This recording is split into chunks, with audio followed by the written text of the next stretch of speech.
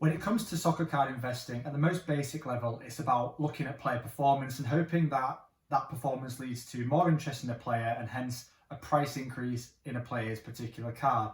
And at the most basic level, that's okay. But when you start looking at buying multiple volumes and multiple cards and you start spending more money, that's actually quite a risky strategy. Today's video is going to look at kind of the wider factors that contribute to price increases and price decreases when it comes to soccer card investing. So whether you're new or whether you're an experienced investor, hopefully there's something in this video to help give you some extra thoughts.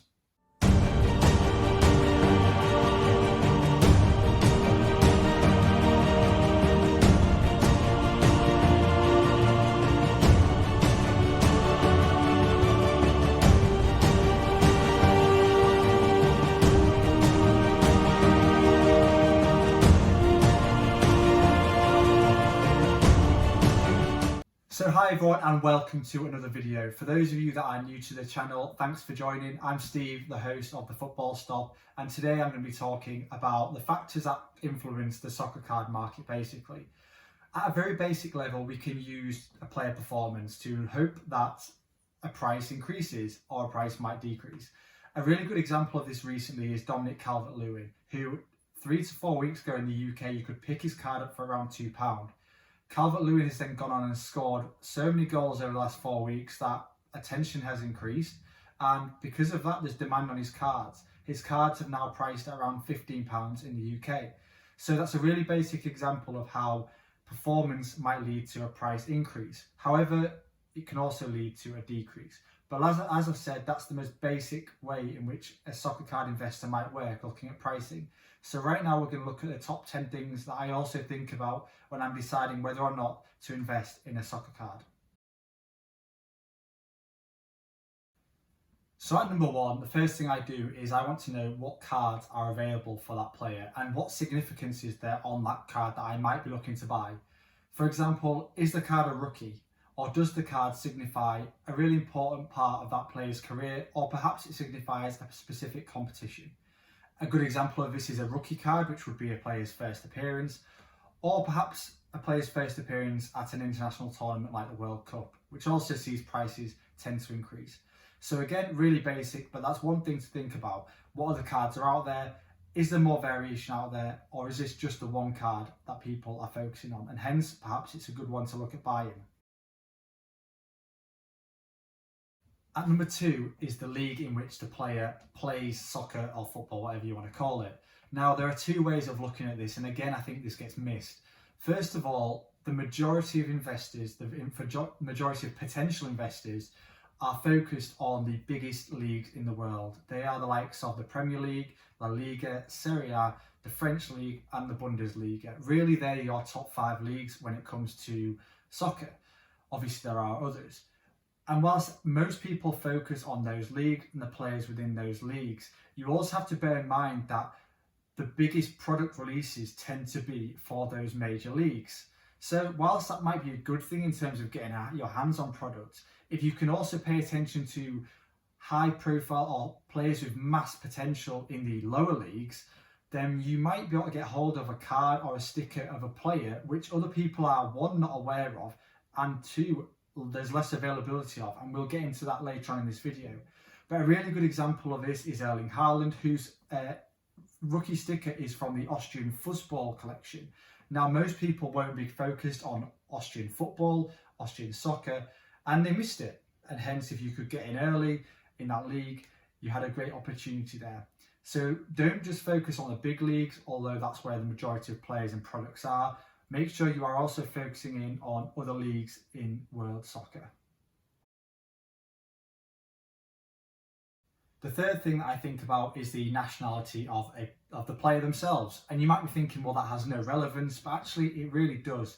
The vast majority of people that are looking to buy sports cards are looking specifically for players from, for example, European nations or players from the Americas who they are familiar with. And it's also about making sure that players are on people's radars and getting coverage. A really good example of this is Sadio Mane, who, whilst being a fantastic club in Liverpool and winning domestic competitions such as the Premier League and the Champions League, the likelihood is he will never ever win a World Cup. And for that reason, he'll never reach a stature of someone like Mbappe, who has already won the World Cup and hence got so much interest in collectors and investors. So when I'm looking to buy sports cards, soccer cards, I really tend to focus on players from nations I think can win major tournaments internationally, because ultimately they're the ones that are going to get the most global attention in terms of reselling a card.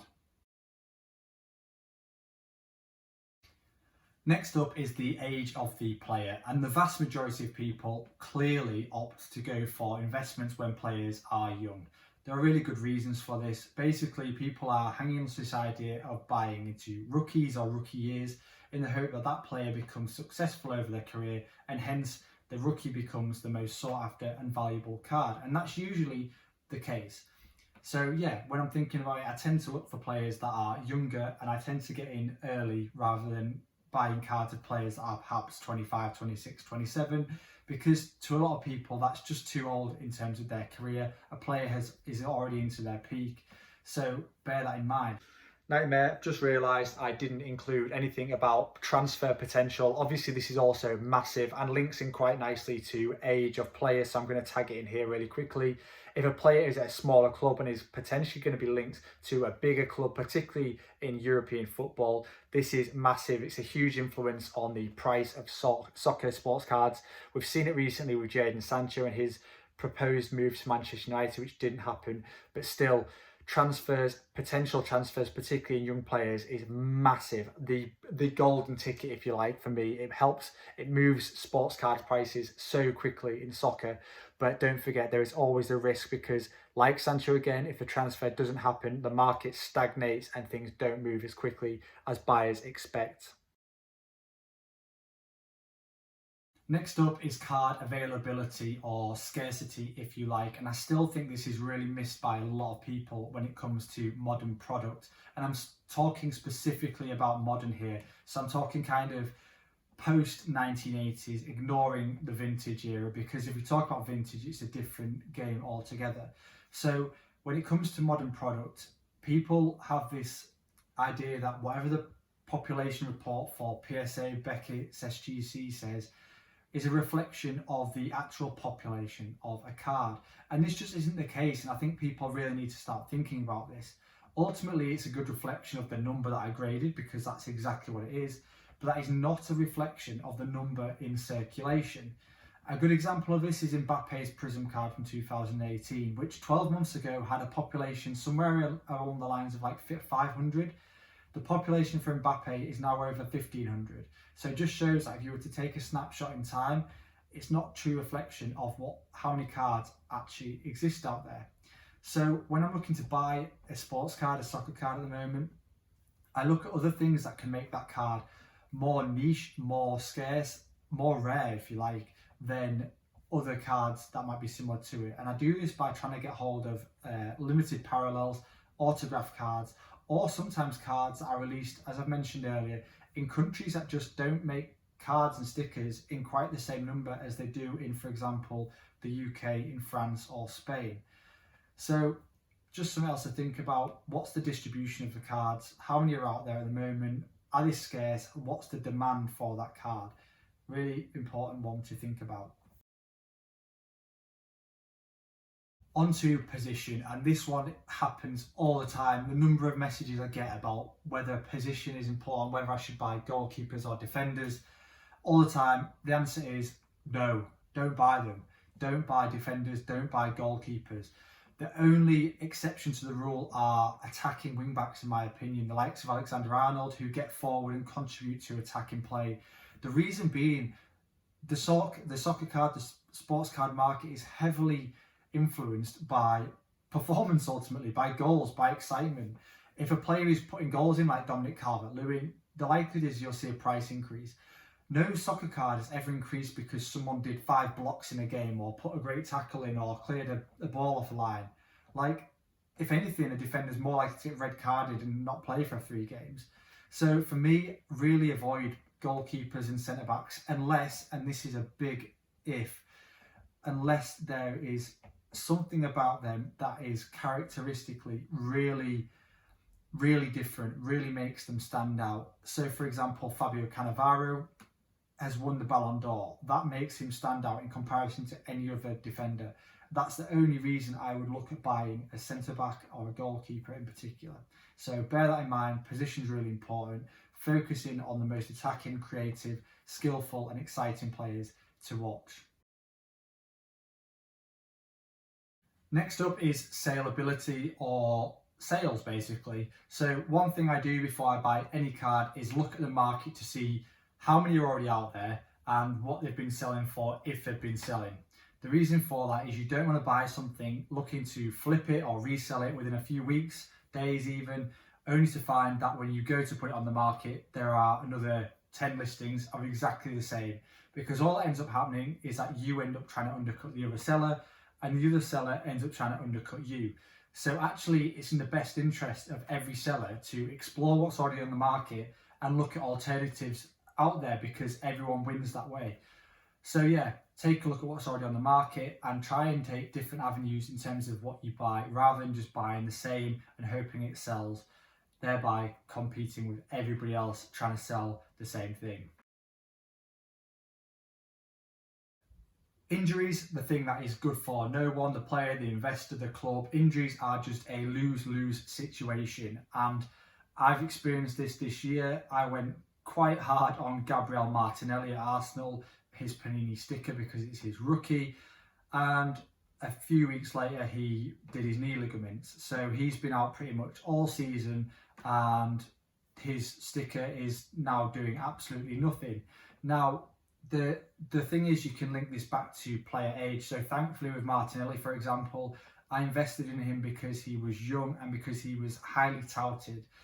So thankfully Martinelli should have time to recover and still have a very good career ahead of him, although injuries bring doubts into that because they can be career ending. Ultimately, players may never be the same again. But yeah, injuries are so important to think about. Obviously, from a card investment standpoint, it's really difficult. You can't predict who is going to get injured. But what you can do is look at kind of like previous histories.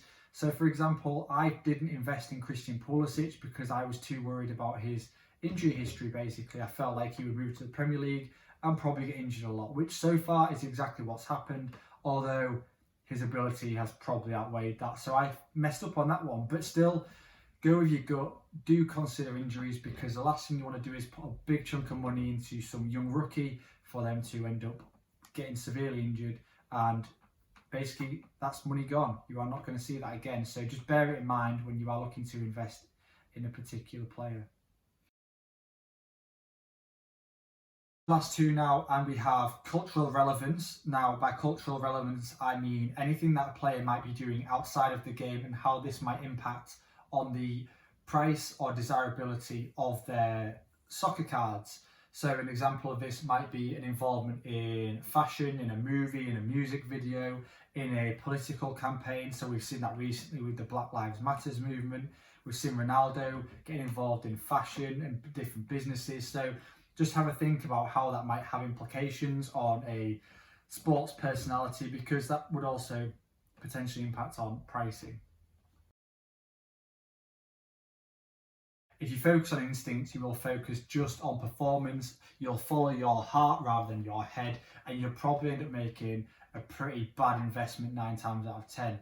So ignore your instincts, use your brain, use your head, and do your research, educate, research. Look into all the factors that I've talked about previously in this video and start to get to know all these different things, all these different variables, and how they can swing both positively and negatively. And you will probably find you will be a much better, much more savvy and much more financially astute investor when it comes to sports cards. Hope you enjoyed the video. If you did, please hit that like, please hit that subscribe, because I need more followers. And yeah, thanks for watching.